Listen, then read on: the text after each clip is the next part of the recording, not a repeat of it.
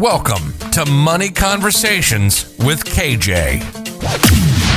KJ is a lifelong entrepreneur who's made a lot of money, lost a lot of money, and found his way back again.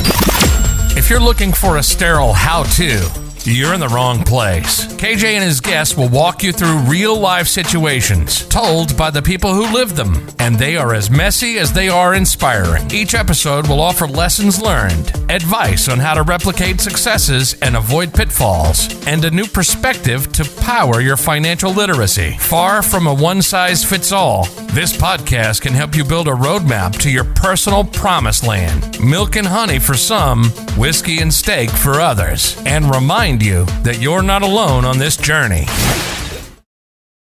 Well, hello everybody. Welcome back to the show. Today I've got a really nice guest I think you guys will get a lot out of.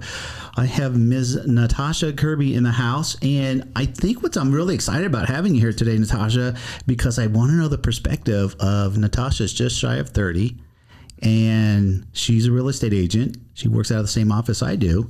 And I know she's having some good success, and which means there's money involved. And like, hey, what are you doing? So I want to get into all of that and your mindset. You know what I mean? Mm-hmm. So welcome to the show. Thank you for having me, Kevin. It's a awesome. pleasure. Well, let's start off with, again, because you're the same age as one of my middle children, right? I got older and I got younger ones. And I want to go back. I typically go back with people starting with mindset and how and why your mindset is what it is with money today at the age that you're at. And I know that you're earning nice income. As far back as you can think, when did you realize, hey, money is something that I need to really keep an eye on? It's something that I trade for, time for, and you knew that it was valuable. How old do you think you were when that kind of came into your mind? It's hard to think of an actual date, time when I noticed, but if I have to think back, I would probably think like middle school. Okay. So that's like 9, 10? Yeah, that's when everyone was into different things, and Abercrombie & Fitch was really popular. That's the only place I wanted to shop. Right. My parents didn't have so much money. Okay. So I would always want to go there and do things, and they'd be like, yeah, we can, like, in a little bit, but not right now. Right. And I'd be like, okay. And the things I had, I wore, like, all the time. So, but yeah, okay. my parents never made me necessarily feel like we didn't have money. So I didn't really honestly realize it until I got a little bit older, because whatever they had, they would give me. So that's interesting that you say that. Again, I hear so many stories. So it sounds like your parents were like, they really didn't want you to know how they were doing financially, no. Good, bad, or indifferent, right?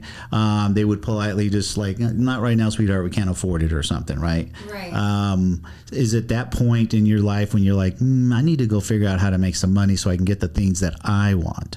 No. Not yet. Not yet. No. So you were just patient with mom and dad. I definitely was patient. I was never like frustrated with it. Okay. And as I got older, like into high school, they were always like, absolutely amazing. Whatever they had, like birthdays, anything, they'd be like, oh, where do you want to go? What do you want to do? Right. It's nothing extravagant. Right. But it'd be like the things I want, they'd make sure I at least got a couple of them. Okay. So I never felt like we had a lot of money. Right. But I felt like I was taken care of. Well, that's good. If that makes sense. So, all right. Well, then let's keep skipping forward. So you get into high school. At what point in time do you work at all during the high school years, or do you wait till you get out? Yes. So I started working at 15. I was a busser at a restaurant, okay. And I worked at an ice cream stand. So did you go to work because you just wanted more money, or you wanted something to do, or both? I wanted to get a car, and I knew my parents couldn't get me one. Okay. So right. I was 14 when I started busing, and I transitioned pretty quick to waitressing. Oh. So my 15th to 16th year, I saved $5,000. Wow. And I got my down payment for my car. So my first car was a white Mustang, 2005. Wow. I felt so cool. Right. I was so proud of myself. You should be. To save that kind of money at that age.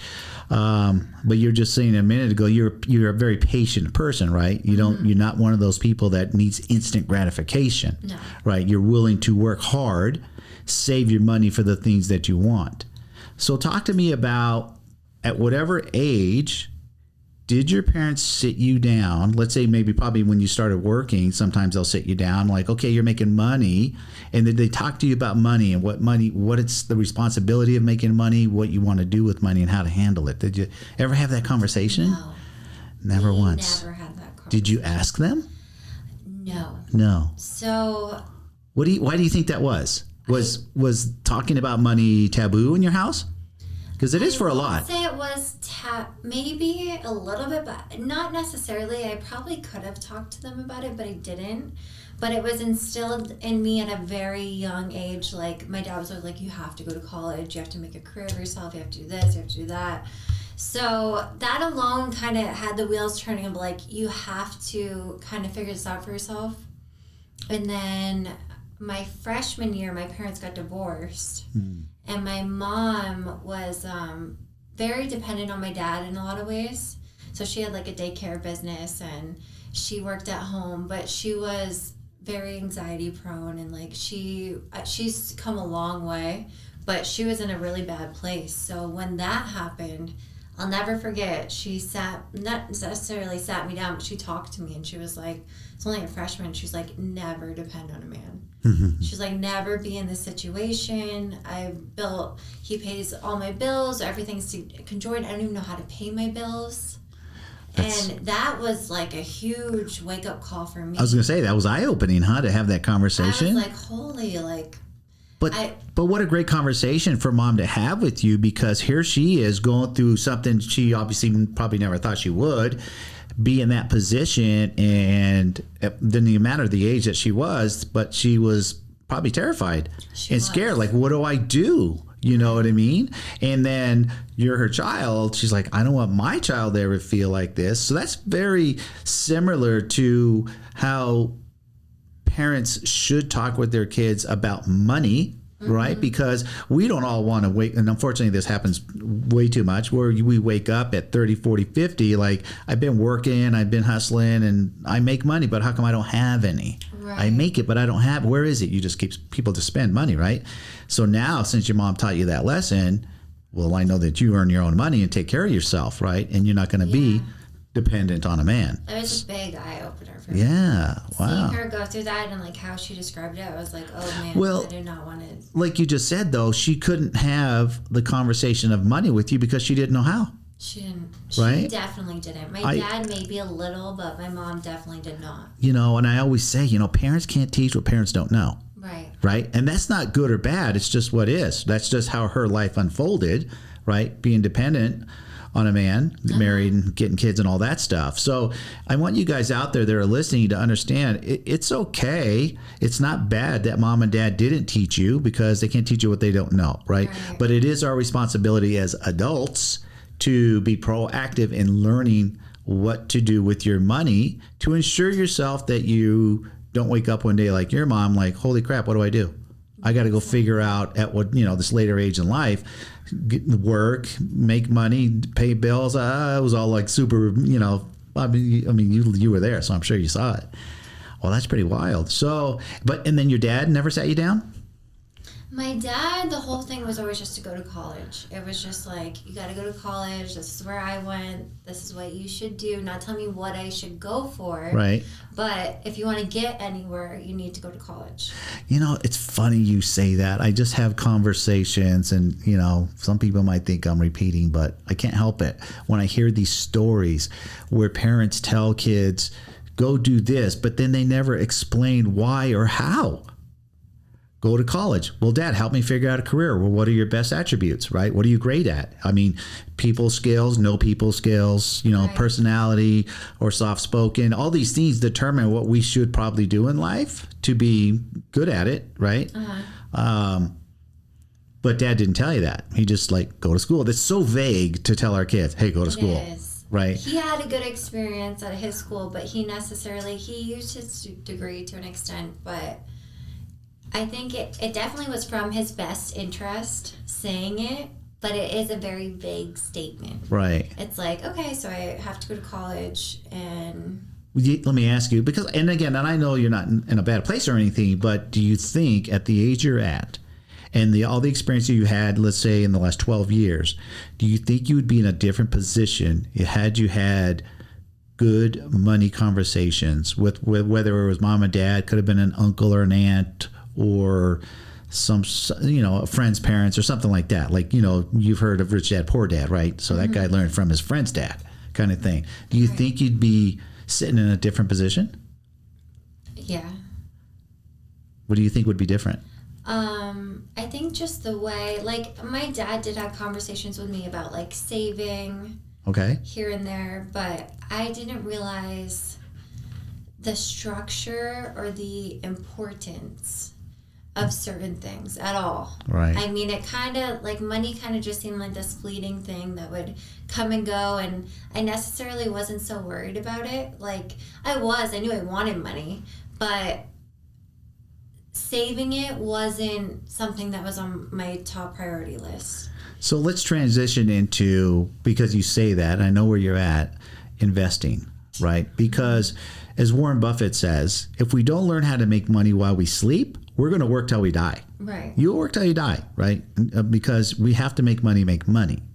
At what point in time have you thought about, whether you're making, whatever you're making, it doesn't matter, I should start investing my money? This is probably a recent thing. Recent. Like past year, yeah. Honestly. Right. And again, so here you are at just shy of 30, like, and I hate to say, and so many people in your shoes that are out there like, man, you guys all wasted your 20s just making money and having fun and buying stuff, crap, I call it, whatever. And trust me, I talk to people that are 50, man, if I'd have known at 25 what I know today, I'd have so much more, right? And that's why I love talking about it, because I want to educate people and help them accelerate their path to financial independence. Because the one thing that I taught my youngest child is, because I started teaching her financial literacy at 15, and I said, sweetheart, I don't ever want you to have or understand the feeling of being broke. It's a horrible, horrible feeling that we have, right?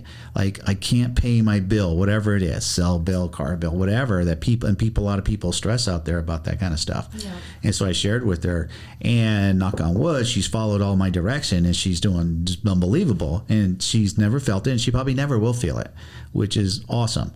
But that's my whole purpose of the podcast and the program that I put together, just to help everybody, right? Because do you believe if you had a concise plan that you would follow, would that help you? Yes. Absolutely. Absolutely it would. So what type of investing did you start thinking about, and what did you do? What have you done to educate yourself about it? Honestly, I haven't done a ton of investing. Okay. So what I've done is just been saving more. So I have more savings now than I ever have. As far as investing, I still don't really know what is the right route. I've had a lot of people talk to me about crypto and things that I'm not knowledgeable about enough yet to feel comfortable really diving into. So right now my goal is more saving. I know I want to invest, but I don't know what's the safest bet to invest in. So again, you're definitely a great candidate for my program, and I hope you, when it comes out, that you invest in it for yourself, because one, I'm not a certified financial planner. I'm not a certified financial anything other than I'm just at my age. I've been an entrepreneur all my life. I've made a lot of money. I've lost a lot of money. I made money again. I know how to make money. Making money's never been my issue, right? But what I've done in the last 10 years, I wish I would have done 20 years ago, right? But this is what makes me passionate about teaching it. So there's a difference between investing and saving, obviously, but where places that you can park your money is still considered investing. When you mentioned crypto, to me, which is having to do with the market, don't get yourself involved there. My advice would be don't get yourself involved there unless you do all that homework, which is a lot of homework. Otherwise, it's classified as gambling. Now, we live in Las Vegas. You want to gamble, go down to the hotel and, have fun. So be careful there. But there's so many vehicles that are out there that once you learn the rule of 72, compounding works, understanding that, you're saving your money. Obviously, it's probably at the local bank, right? And what the bank's giving you on your money is almost zero, right? It's all about learning the rate of return, right? How much money are you going to give me when I park my money here? That's the key, because like I said, when Warren Buffett says learn how to make money while you sleep, well, your money has to make money. Right. Nothing makes more money than money. You and I trade time for money, or we trade value for money, right? We don't get paid by the hour. No. We get paid because we gave a value service to somebody and we got compensated in return, which is the best way to make money, right? I think I talked to you just briefly once before about currently you're getting paid to your name, and we got to get you out of that syndrome. Right. We got to get all these checks that pay to your corporation so you can have best tax benefits, because you're in an industry that makes a lot of money or has the capability of making a lot of money. So you're going to be in the high tax brackets. Yes, I need to switch over. We need to do that. So investing is definitely where you're at. So you guys that are out there that are in this age bracket, I'll say 25 to 35, and you're finally getting the groove, so to speak, in earning money, very important to put it to work in the right places, know who to trust, not trust. I break that down in my trainings of, who you shouldn't listen to. But when you get to a certain amount of money, you definitely want to hire an expert, a financial advisor, certain kind of financial advisors out there that you want to listen to. Get yourself properly protected, right? You're building wealth. And as you're building wealth, we want to make sure that nobody comes and takes it from you. Right. Very important, right? All these important things. So what has been your thoughts, whether early in life or recently, about some sort of, do you think about retirement, or you think just about building wealth? What is your mindset around that? I definitely think about retirement already. And what do you think? What does retirement mean for you? Just not having to worry. Worry? Honestly, not having to worry. I just want to be relaxed one day. No stress about money. Helping people out that I want and love and care about. The financial freedom of just doing what I want and not worrying about what's going to happen next or what I have to pay for next, or just a relaxed lifestyle is what I'm looking forward to. So that's why I call it lifestyle by design, right? Mm-hmm. It's your life. You get to live whatever lifestyle you want. Think of making money. I like to think of making money that, like, I'm producing seeds and now I'm going to go plant my seeds, and my seeds are going to grow fruits, right? Those fruits are money. And now all money does for you and me and everybody is give us choices, options. The more money you have, the more options we have, right? And so what are your options? Your options are different than mine and everybody else's. So, but it's great to create goals and write them down. So let's get on the goals, because I really think goals are a vital key to how 20 years from now, where you're going to be. Do you have goals? Do you set goals on a regular basis? I set goals. How regularly are we talking? You tell me. I would say I set goals on a monthly basis. Okay. The past month or so, though, I've been a little off. I had COVID, and then I had family visiting and birthday and all this stuff. But I am very, very goal-oriented. So let me ask you, do you write your goals down? Yes. Now, do you write them down very detailed, or just like, my goal is I want a new car by September? So I have a detailed list of goals that I want that are just set. And then I make new goals. Okay. Which I would say are less detailed, but they're more so supposed to be at the forefront of my mind. So short-term goals, mid-range, and long-term. But my long-term goals, I know what I want. You know what you want. But I always think of new things. I'm like, oh, you got to work on this. Okay, next day I'm like, okay, you got to start doing this.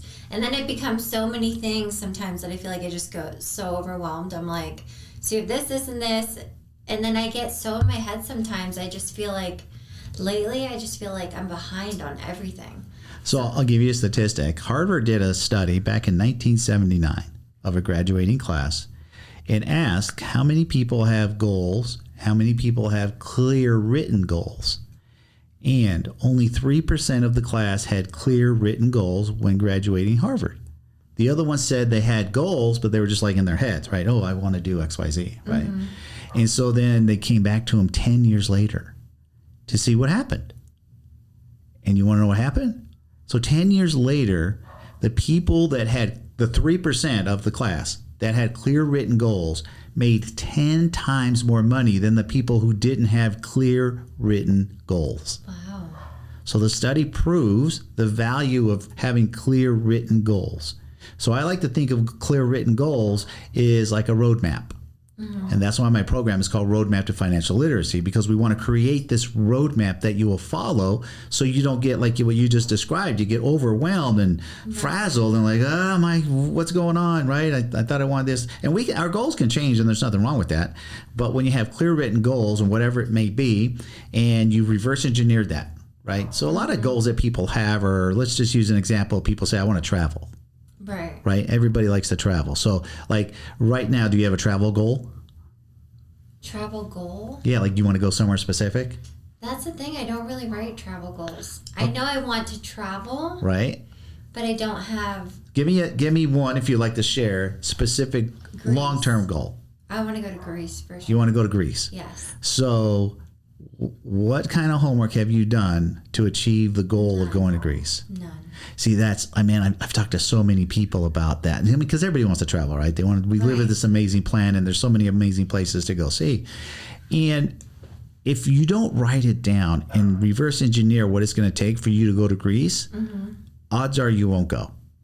That makes sense. So here's what I share. So I've done this 1,000 times with people. It's like, okay, I want to go to Greece. Okay. How long? 7 days, 10 days, 14, 20. You figure it out, whatever it is. So let's just use example, because that's pretty far away. Probably should be at least a 10-day trip. Right. Because it's a day and a half of just traveling each way anyway, right? So figure it's a 10-day vacation. Break it down. All right, it's 10 days. I know total travel time is 2 full, maybe 2.5 days. And when you're in Greece, I'm going to go, you kind of go city hopping, right? Over there, not just stay in one little town. And if you can do all the homework, like, hey, if you pretend I have unlimited funds here, what's this going to cost me? And you actually do your homework. You're like, 10 days, airfare's $X. I'm going to stay at 4 different places. I'm going to go every other day somewhere and stay. And that's going to cost me $X. I'm going to budget $X per day for food and or entertainment fund, right? And you just break it all the way down. And then at the end, it says, I need $9,450 or something, right? You'll have a number. And you're like, okay, well, $9,450 gets me to my 10-day Greece trip, which I think will be amazing. What do I have to do to make $9,450? Then you have the number. Then you have the number, and you open a separate account, and you start putting the money away. So you're like, okay, I want to go next year. So I'm going to give myself 12 months. Well, you divide $9,450 by 12, tells you how much money you need per month, which is about $7,000 or $700. Sorry. Then you break it down per week. Like, I have to put this money away every week. You see that if you don't do that, how you might not ever go. It's one of those things. Yeah, and now you don't think about no, this is just a routine. I put away $75 a week or whatever the number is, right? Because I want to go experience Greece. That's a good point. See, you can do that whole same scenario with whatever your goal is. Buy a house, buy a car, right? Whatever it is, right? I want to invest in whatever. It takes $X to invest in this deal. Break it down into bite-sized chunks and know that this is what I need to do. Because every day we wake up and we go out in the world and work and do what we do, right? Right. We need to do it with a purpose. That's a good point. If we don't do these things with a purpose, guys, it's like to me, it's like driving your car blindfolded. God knows you wouldn't do that. No. We know when we get in our cars, and cars, I love this example. Every day you get in your car, the minute you get in it, probably before you actually get in it, you know exactly where you're going. Yeah. That's already been predetermined. Like I'm going to the office. And the other thing that's predetermined is you have a specific route. Yep. Right, that you go. So you know, if I want to be at the office at 9, I have to leave by 8:35. Let's just say, you know what I mean? Down to the minute. Right, down to the minute. So you know, right, all those things. We need to, everything we do, most things that we do, I mean, not everything, but most things, right, we want to achieve things, we should break down that way. Because you going to the office every day and to be there by 9 is so routine that you don't give it any thought, really. You just know in the back of your head, I got to get up time X, get ready. Right. I got to be out the door, and I know I'll be there by 9. It's just, just quick, right? So treat your goal of having financial independence the same way. And this is the problem that I've figured out over lots of conversations, why people who work their whole lives and make money and they're nice, good, hardworking people, like, I don't have any money at 55 or 60 or whatever age you are. Well, because you weren't specific in what you were doing. You don't have a plan. You were driving your car blindfolded. Right. And this is what happens. Does that make sense? It does. You think you'll make some changes? Yeah. Yeah. I need to. I want to. Yeah. It's sometimes just like, you just need someone to tell you what to do, and then also like investing, like what to invest in. I still don't know. So I'm glad you just said that, because first I'll ask you, have you ever had a mentor? I'd say my only mentors are the ones on my team. Okay. So not a specific mentor. Not a like financial mentor, more or like a work related. A life. Have you had a life mentor? No. So what I found through conversation is people that, again, parents aren't teaching, and again, we're not going to blame them. Parents can't teach, the parents don't know, but I find people end up finding a mentor, whether it's a life mentor coach or maybe a financial mentor, somebody that you could, have conversations with rather than trying to figure it out all on your own, right? I go to a nice restaurant to have a nice meal. I pay because I don't know how to make that meal, so I pay. So mentors, sometimes we pay for mentors, sometimes we don't. I mentor a couple of people because I want to, because I think they're nice people and I want to help them out. And mentors, I know I've talked with people, could be someone you talk to once a week, once a month, twice a year, something. Something that you can say, hey, you know what, I've been thinking about this and I'm not sure. And generally speaking, the mentors had all these experiences where they're going to collapse time for you. And that's what we want to do, is collapse time. Don't have you take a year to learn a lesson that a mentor could share with you and you just collapse time, because time's our most valuable asset, right? So find a mentor. You can ask people, and most people say, sure, what do you need help with? And some people say, no, I don't do that, because they don't want to be involved. Right? Because if you've never been a mentor, a good mentor will say, listen, I'm not responsible for what you're doing. We're just going to have conversations and hopefully you'll learn from our conversations. Right?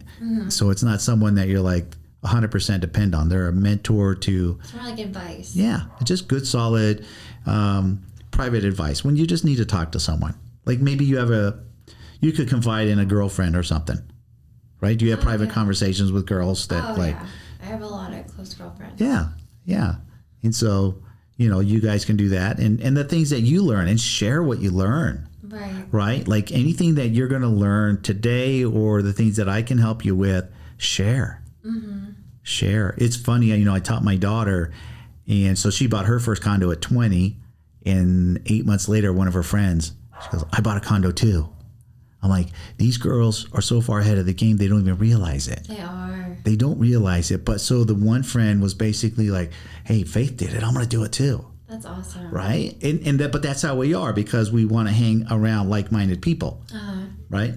So yeah, again, we are all the 5 people we surround ourselves with. Right? So definitely. Stay away from the crack addicts and we'll be fine. Amen. Let's talk about, and I know you're busy at work. How long do you think you want to do this business? I mean, are you really enjoying it? I am. I'm still in the process of learning so much. Yes. So I will feel more comfortable when I feel like I have more under my belt. Right. If you know what I mean. Yeah. And again, as a real estate agent, someone just said, not to me, if I have a friend of mine that a client told him, I should just go get my own license to do this. You guys make too much money. This is too easy. I'm like, really? Go ahead, go get a license and get out here and get in the trenches. Yeah, have fun. Is this easy? Right? It's not easy. It's simple. It's not easy. It's simple and not easy. Yeah, there's a big difference out there, guys. Real estate agents earn their money. And remember, we don't get paid until the very end. So we work for free for months. Literally, we can work for free for months and never get paid. And still never get paid. Yeah. Right. So when people say that, it's just like, come on, go test up, pass it, and then try it. The amount of people that I think would go to work without knowing if they're going to get paid is very small. Very small. But it's something you don't think about getting into real estate. Like people, to an extent, but not really until you get in it. And then you have all this stuff you have to do. And then it's like, well, you hopefully get paid, but just keep your head up. Stay optimistic. Yes. And you do get paid when you do show value and you're there for your customers. Right. And I've had good experiences. But in the beginning, it's a lot. It is. It can be intimidating. Mm-hmm. There's some people out there that are not nice. No. Tough to work with. You got to have thick skin. Yep. Don't be sensitive. If you're a sensitive person, do not get into real estate. No. Don't do it. You will cry. You will cry your eyes out, and you'll quit, and you've wasted time, money, and effort. Well, what's the statistic? It's like 85 or 90% Yeah. in 2 years quit. Yeah, and you can understand why, because you're like, what are you about at the 2-year mark right now? I'm almost a year and a half. So you're not even quite at the 2-year mark. Yeah. But you don't have any aspirations of quitting. No. Nope. Not one. What are your options if you don't do this? Because you went to school. This is my option. What'd you do at school? What'd you do? Go get a degree in something? Yeah, so I went to school actually originally for pre-pharmacy. I did that for a year and a half. Okay. Realized I hated chemistry. I hated calculus. I don't understand physics. Mm-hmm. So I took a year off. I went back for dental hygiene. I graduated in 2016. Did that for a year. Moved out here. Realized I didn't want to do it, but I felt like I was supposed to do it. Kind of sound to me as you're explaining this, and again, having conversations with a lot of millennials, you're trying to figure out what is it that I really am I going to love doing for 20 years or more. Yeah. Right. And you went through a couple of solid fields that people can make good money. I mean, pharmacists can make a decent living. Oh, yeah. They're up there. I mean, once you get established, that's $150,000, $175,000 a year job. So, if you and a spouse can knock down, $250 a year, that's a nice living. Right. Dental hygienists, I don't think they quite make 6 figures, do they? No, it's like 80 to 90. Yeah. It's 6 figures in California. Yeah. Well, But yeah, it's a lot more to live there too, right? So then what got you excited about real estate? And the reason I'm asking these questions is I know there's listeners out there, right, that are in your age bracket going like, I can't figure it out either. I've tried this, and this, and what am I going to do? So what was it finally? Was it what was the specific reason? Again, you just described a couple of different careers that, again, could be good careers for some people. But what was it, your mindset that said, you just were going to keep trying until you found something? Yeah, so really I got to the point after living out here and kind of like doing my own thing and not being on a set schedule and realizing I really don't want a boss. Technically, I know I kind of still have a boss in a way, team leader, all right. that. I'm on a team. But I got so used to just making my own schedule and kind of doing my own thing and making my own money. Right. That going back, and I already knew just doing dental hygiene for a year, like I could be happy doing it, but it's you have different clients, but it's a lot of repetition. Right. Set schedule, the schedule isn't bad. But doing it for 20, 30 years, I talked to multiple hygienists who were like, my back's killing me, my shoulders hurt, I can't wait to be done. And when I saw the opportunity to I just kind of relaxed a little bit and was like, I don't necessarily have to do this. Yes, I'm paying student loans, which suck. Right. But there's other options out there. So I had heard about real estate through a few people, and my roommate and my best friend at the time, we both talked about getting into it. I know you know Sam Coleman. Yep. Sam was pushing us. He was like, you guys should do it. He was killing it. And we both, me and my best friend, were like, we're just going to do it. We're just like ready for a change. Let's just try it out and see what happens.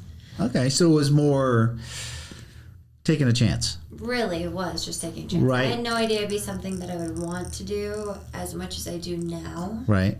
But it was the same with everything I'd done before. I never really knew what I wanted to do. It was more just like, I think I could do this. Let's just see what happens. Right. But again, you're just shy of 30. You've obviously made money in the last 10, 12 years, right? And both those jobs pay decent as long as, and you have student debt, which student debt sucks, obviously, Right. but it has to be paid back.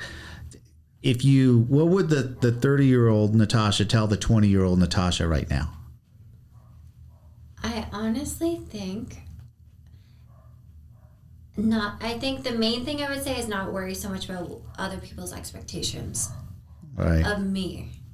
I don't regret going to college at all. Okay. I got a lot out of it. The loans suck. Right. But I did learn a lot in college. I wouldn't necessarily change that because I have no idea, unless I had a guided financial plan and like entrepreneurship plan to like do this or that. I'm not sure where I would be right now. Interesting you say that. I mean, there is courses, entrepreneur courses, right? And entrepreneurs are all taught, like you're technically an entrepreneur because you're a business owner, right? As a real estate agent, you are a business owner. Like you said, you don't have a direct boss, right? You're on a team and you got to be a team player and all that kind of thing. But being an entrepreneur, being your own boss is why you want to get yourself incorporated and have, your earnings paid to a corporation and not you, and be a 1099 earner, right? To save a lot on taxes and ultimately take home more money, right? Right. Let's not give all our money to Uncle Sam. But I do think at the age I was when I started college, I didn't want to be an entrepreneur. Oh, okay, so you thought about it? And what was the thing about entrepreneurism I that... was a very different person. Okay. So I grew up in Maine in a very small town, grew up very religious, just wanted to go to college and get married and be done. Like Right. literally, like this is the plan, I'm gonna have kids, get married, do this and that. And then life took me on a bunch of different turns where nothing ended up the way I wanted them to end up. So through those trials, I realized how strong I was and that I didn't need this cookie cutter life and that I could kind of figure out things on my own, and either way I'm going to be okay. Right. Which was hard, but now I'm so grateful for it because at the age I started college, I never envisioned myself to be doing anything like this. I was not like a risk taker, or like I wasn't very confident in myself and my abilities. I was to an extent, but I wasn't someone who was like, I'm going to have my own business. I more so just wanted to work for someone, make a good living, get married, have kids. And then I, over time, realized that that wasn't the path for me. And I still want those things. Right. But that's not my end all of just getting married and having kids. I think that's a very inspiring story for a lot of young ladies out there, right? That are trying to figure it out. Right? Right. Because you just explained what a 30-year-old Natasha tells a 20-year-old, which is, I'm figuring it out. I don't know yet. Right? Which I think a lot of millennials do take that 10-year period, 20 to 30, to kind of figure things out, so to speak. But you could still be out there during that time period figuring out what exactly your passions are of doing in life for a longer term. And I don't say forever because nobody wants to work forever, right? But I'm a firm believer that you can choose a path and whatever your passion might be to make enough money to let your money take care of you, right? And it can happen in a short amount of time. I mean, in a 10-year or less period. Some people come to our country from other countries and with zero, and in 5 years they're millionaires. Right. I mean, those are the opportunities we all have here in America. So it's okay. My point is that it's okay that you tried a couple different things. The thing that I would want for a lot of you guys listening to learn is this: as you're going, and you made money all along the way, right? Supporting yourself and all this, that, hey, I should be doing X, Y, Z with my money. The fact that I'm trying a couple of 2 or 3 different things till I figure out, hey, I want to try this for a while. I'm going to kind of plant my flag here for another 10 or 15 or 20 years, right? But as long as if you'd have been doing the right things with money, you would get to your end goal sooner. Exactly. Right? Which I did not do. Yeah, but you didn't do it because you didn't know. Right. You didn't know. And that's why I wanted to have you in here today to hear this story, because again, I think there's going to be male and female, listeners out there that are the same exact what they're thinking in their heads. So don't beat yourself up, guys. You're out there and you're like, man, I've tried this. I'm on my third whatever. I can't really find what really sticks with me. But listen, we all got to make money. We got to survive, eat, pay rent, blah, blah, blah. Start to put money to work. Even a little bit. Compounding grows money. Because if you don't put, because at 20 or from 20 to say 25, were you putting, other than just, when you mentioned earlier that you save money, so you just have a savings account.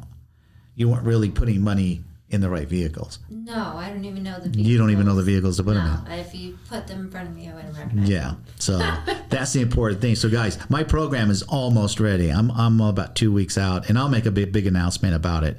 And you can go on to, right now, you can go to my landing page, which explains it all, which is at moneyconversations.com. And I break it all down in there. And then you guys can also register out there, and registering for the program that comes out, and then as soon as it's available, I'll email everybody that's already pre-registered, because I have a lot of interest that people that want it, and I'll let everybody know, and then they can check it out and then invest in themselves if they want to. But well, wow, what a cool story. So you're really, listen, you're shy of 30. You got a ways to go.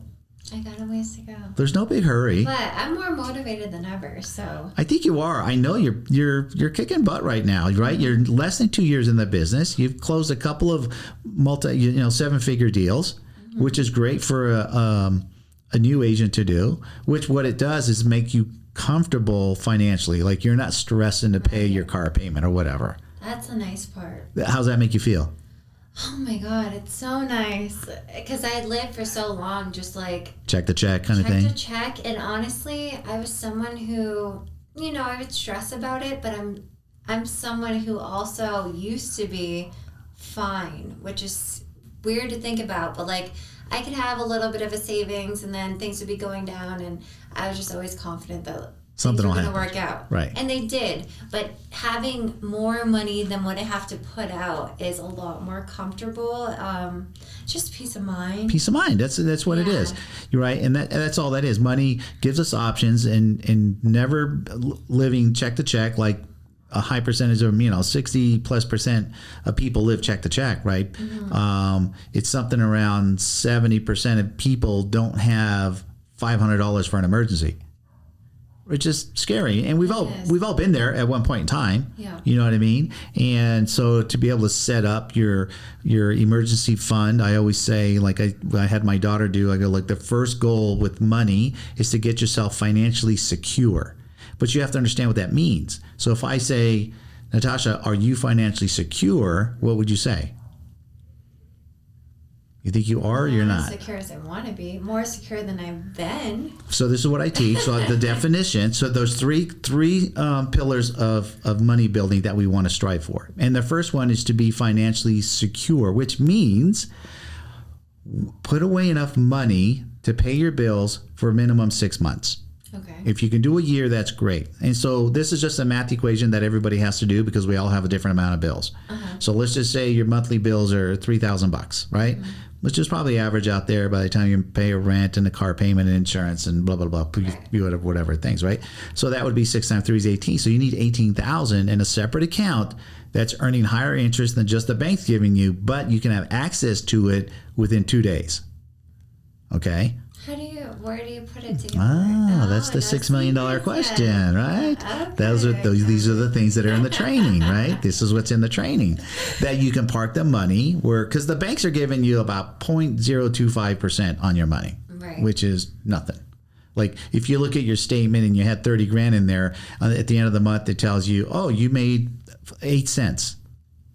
Like 8 cents. Like, dude, you're not giving me any money on my money. So you got to go out there and find there's vehicles out there we can park money to still have access to within a couple of days that can start to earn 2 or 3%. So when you start having, 5 figures in there, at least I'm making a couple $100 a month. Okay. Right? Pennies aren't going to do anything for us. Right. Right. So to be financially secure is to do that. And so, but I explained that, let's say in that scenario of $3,000 a month, hey, I need $18,000. People are overwhelmed. Well, I don't have $18,000. Well, most people don't. Right. So what do we got to do? Well, listen, I can save $X a week. I don't care if it's $20, 50 or 100, whatever it may be. You just have to do the math and say, okay, it's going to take me X amount of time till I get there. But being financially secure, you just explained the feeling you have right now because of the closings you've had and the money that you've made, how it makes you feel. Yeah. Right? So you don't have to make a lot of money to have that feeling. You have to have a plan of putting money away to specifically get yourself financially secure so you can have that same feeling. How do you think that would help people? A lot.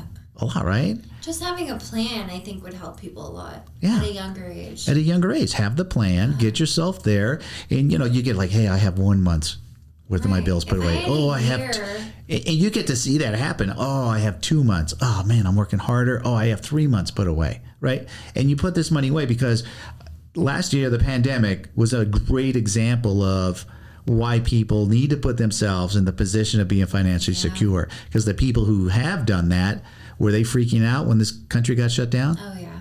No, they weren't freaking out. The people with no money were freaking out. That's what I meant. Yeah. Right? So the people who are in financially secure positions, like, they're like, we're shut down. Myself, sorry. Yeah. Well, so were you freaking out last year? Yeah. I just started real estate. Oh. Right before.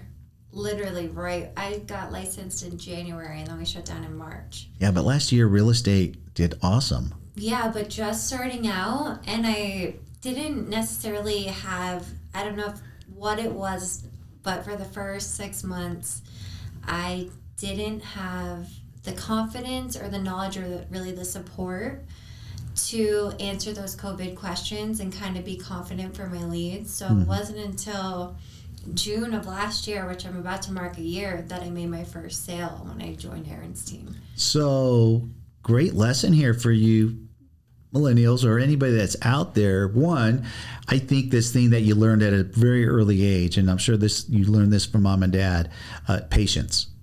Yeah. Right?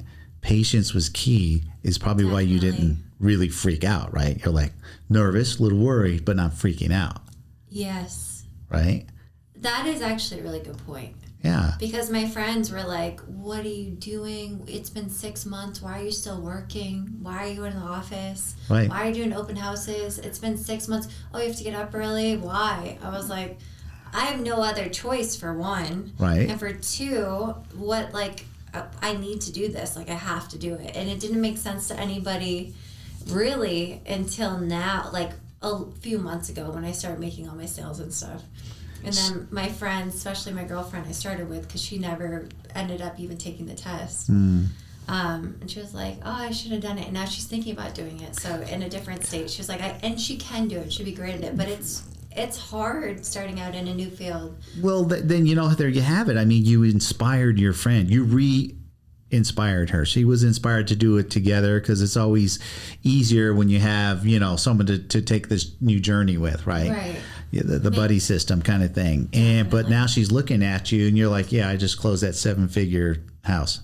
Like, really? Like you made how much? You're like, yeah. Yeah. That's why I went to bed and I got up and went to work every day.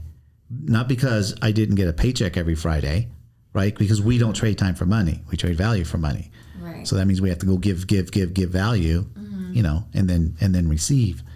That's another great lesson. I think a lot of you guys that are out there listening is, listen, be patient, right? Things will come through.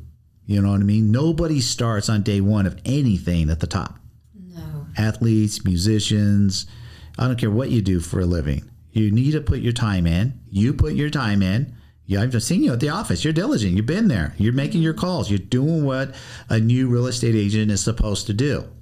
And now you're reaping the rewards of all of those efforts. Right. And you're learning, like, Aaron Taylor teaches, listen, you got to do 100 transactions till you're going to be considered good at this position. Mm-hmm. Right. And so I don't know how many you did last year, but you got a little ways to go. That's for sure. Yeah.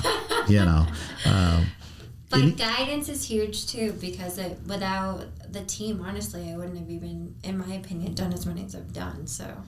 Yeah. Well, again, it's surrounding yourself with the right people. So for you guys that are out there, it's key. And sometimes, when we use that phrase, you are the 5 people you hang around with. Listen, if one of those 5 people you hang around with is a negative person, naysayer, listen, it's time to, you're out of the circle. I got to get me somebody else to replace you with. Mm-hmm. It's nothing personal. But if you don't do that, sometimes people can bring you down. Yeah. Right? Have you had people like that in your life? Yes, in the past, for sure. And have you had to make the difficult decision of like, let them go? Yes. Do you let them go? How? Because, I think I've had these conversations. How do you let someone go? Like, but that's my friend, right? Like, I feel like my opinion on that subject is more so ex-boyfriends. okay. Friends, I've been honestly pretty lucky, especially when I first moved out here. It was hard for a little bit meeting friends, but now I feel like I have a really solid friend group, which I'm so grateful for, because it can be hard to find people who are like-minded and you get along with and you can confide in and be so close with. But I've had ex-boyfriends who were so negative towards me. You'll never get anywhere. You'll never do anything. Just kind of like put you down, like just try to put you down. Keep you down. Yeah, so some of those situations took me longer than they should have to get out of, but it's very empowering feeling to get out of those situations. I don't want to say that's normal out there for young ladies. I mean, I have 3 daughters.